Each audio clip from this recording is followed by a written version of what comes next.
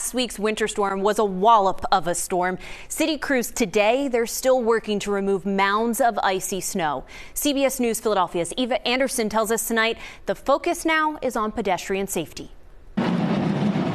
Along Spring Garden Street, a large display of heavy machinery working in symphony to clear massive piles of snow. They're brilliant, masterful. I've seen them already in my neighborhood, and they are so fast. Neighbor Caroline Beaumont says she was both impressed and relieved. It's a beautiful thing. A city spokesperson says the cleanup's part of the final phase of the city's lifting and loading operations, targeting residential streets where large equipment can't fit.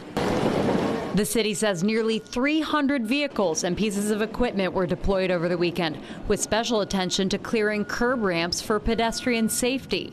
These Fairmount residents say it was long overdue, adding getting around the city had been nearly impossible. They left a lot of snow. You couldn't get through the bus. All the bus stations were plowed in, car were plowed in. Over in Manayunk, the cold weather made things difficult after a water main break at Cotton and Crescent Streets. Tristan Baldwin says he woke up to 4 inches of water in his basement. We definitely lost some stuff. The water main break forced McGillicuddy's restaurant and Irish pub to close its doors. Management showed us their flooded basement. Outside, nearby streets turned into a puddled mess, which quickly froze over.